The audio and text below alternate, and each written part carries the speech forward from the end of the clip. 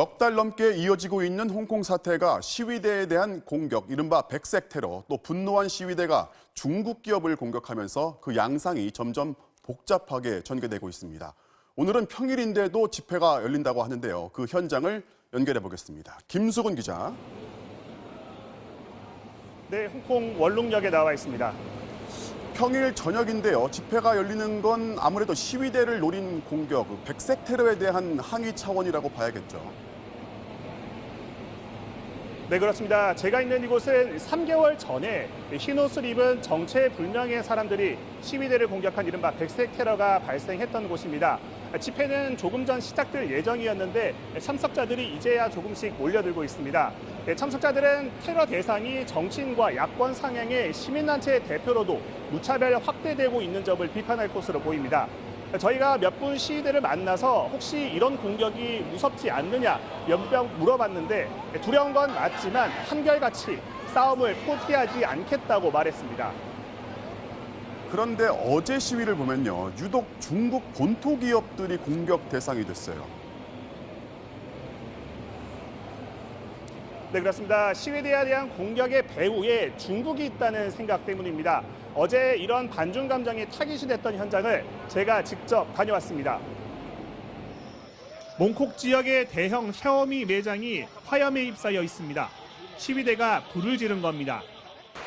어제 불이 났던 샤오미 매장입니다. 아직도 매캐한 냄새가 나고 보시는 것처럼 셔터가 열기에 녹아내린 모습입니다.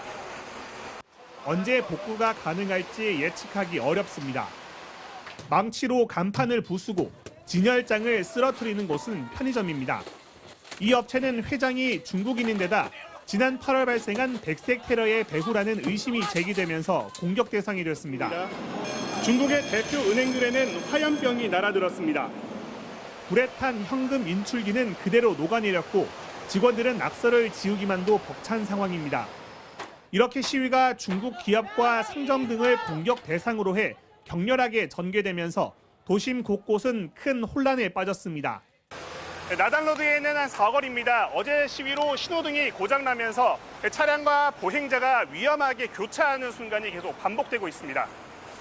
시민들은 이런 반중 행동을 이해할 수 있다고 옹호하기도 했지만 일부는 너무 지나친 행동이라고 비판하기도 했습니다. 시위대 요구 사항에 대해서 홍콩 당국의 입장 변화 혹시 있습니까? 네, 송환법 철회 외에 다른 것은 들어줄 수 없다. 이게 기본 방침이었는데 캐리람 행정장관이 5대 요구 가운데 하나인 독립조사위원회 구성을 고려할 수 있다고 밝혔습니다. 기존의 경찰 조사가 부족하면이라는 전제를 달긴 했습니다.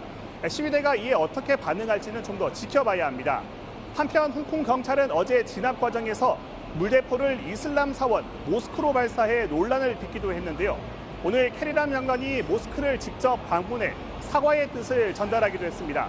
지금까지 홍콩에서 MBC 뉴스 김수근입니다.